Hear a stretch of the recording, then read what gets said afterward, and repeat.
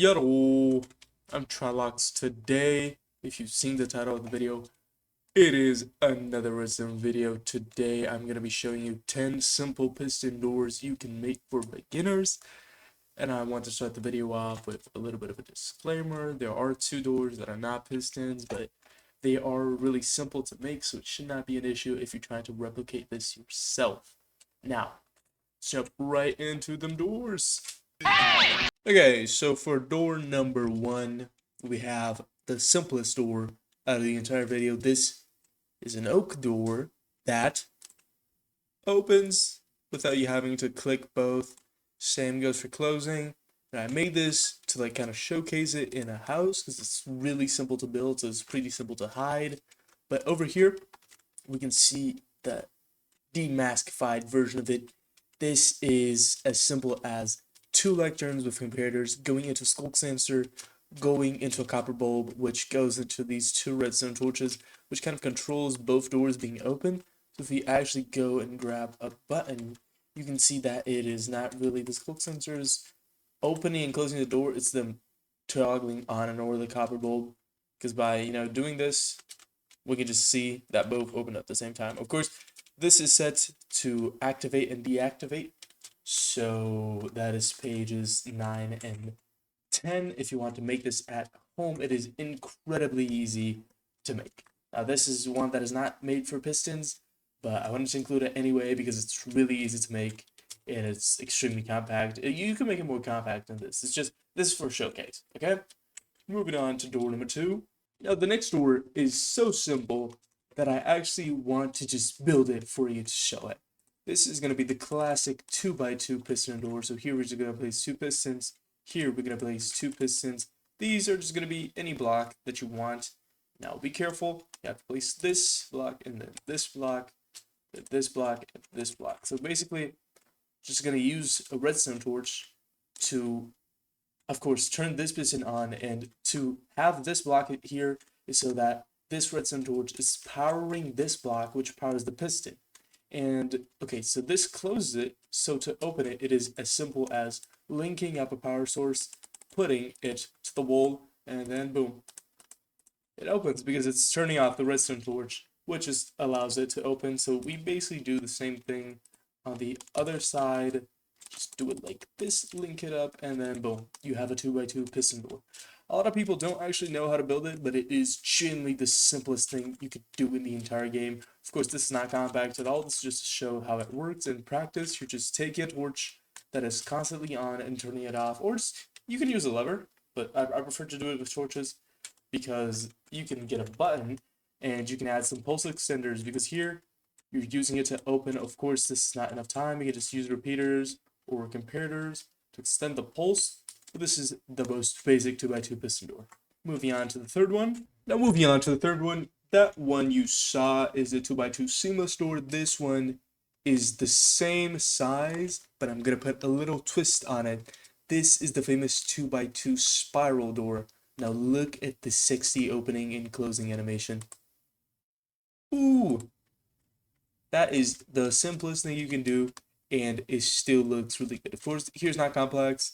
This is just different pistons in different times. Of course, you can put them in like any direction. I just prefer this one because it gives like a more satisfying look because it's coming from all different sides. But you could just put them on the sides and then like have them open in any order you want. You just basically get repeaters or like any other tick changing item, and you look it up, turn pistons, make it work. So continuing with the theme of simple, here we have the piston trap door.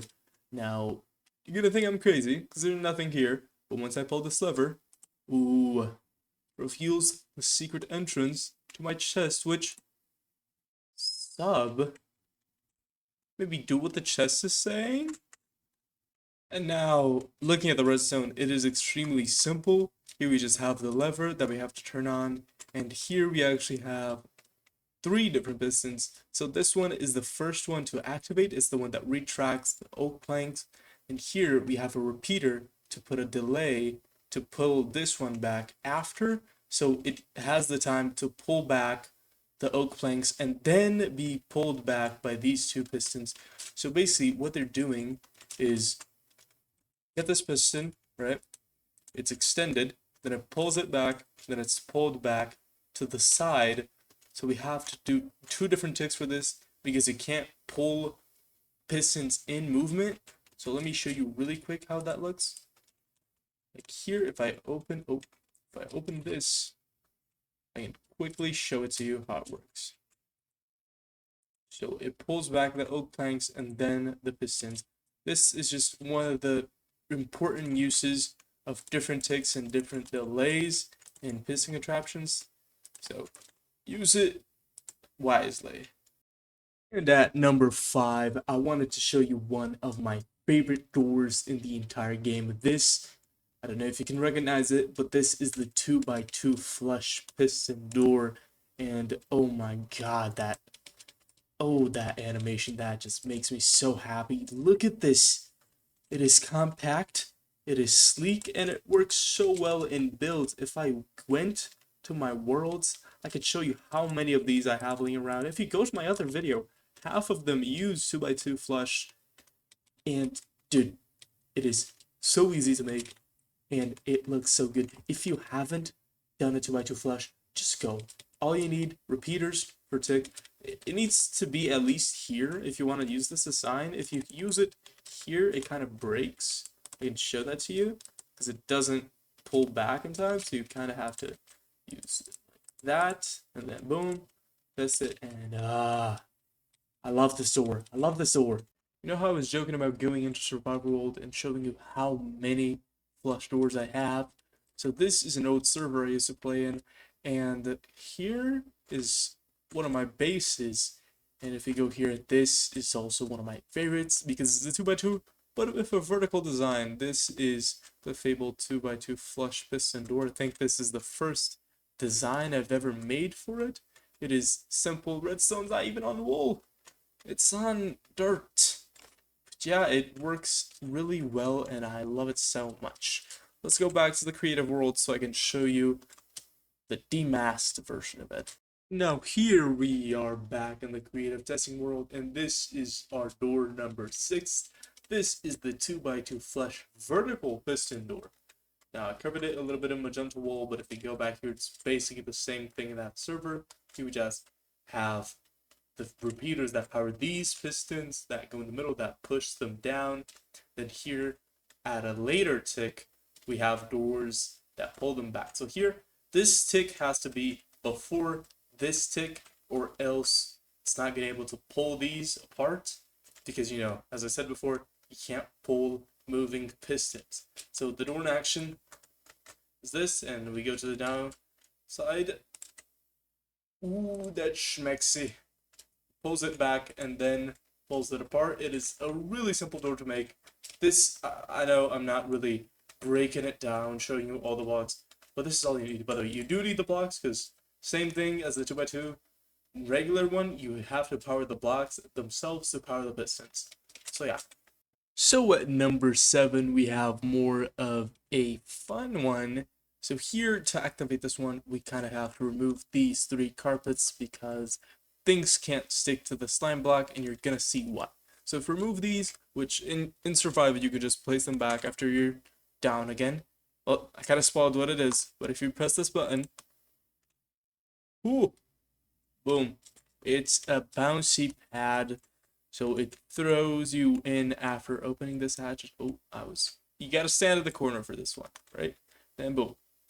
So here it is basically what we learned from the other ones. Different tick. For these two, this one has to be faster than this, or else you're gonna hit the ceiling before you can actually make the jump. But by doing it, it's really fun. I really like this one. Of course, it's less practical than the others, but if you're looking for a quick hideout, you know, we're not gonna look at the ceiling. And for number 8, I reserved, I think, one of the most classic doors in the entire game. This, ladies and gentlemen, is the seamless etho door. Now, an etho door, if you don't know, is a 3x3 door with a hole in the middle, so you don't have to use double piston extenders, which is perfect for beginners because, you know, learning how to use double piston extenders, well, you know, wanting to do a simple Redstone tutorial. Of course, it is really easy nowadays with the observer technology, but still. If you don't know how to do a 2x2, I don't expect you to be able to do a 3x3 regular. It's seamless because it opens all at the same time, and dude, this is so quick. Like, this is so quick. And it's so quick because I don't have any repeaters. This design is not compact because I don't want to use repeaters because I use the speed because, oh, look at this opening. Look at this opening. Like, tell me you don't want to build this right now.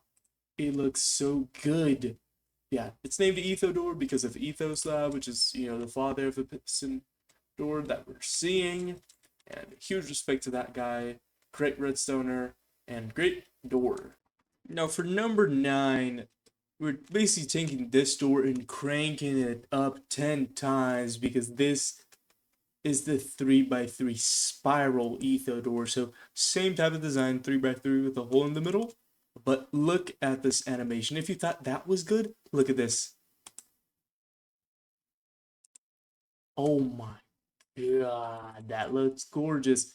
And it's just pistons. It's just pistons going in different repeater ticks. And dude, what I tell you, it is extremely simple to build. Let me go in spectator. Oh, this is survival. This spectator, it is literally just repeater into piston, different ticks. It is the simplest thing you can make. If you want an easy but good looking door, this is it. This is it. Just do it. Just do it.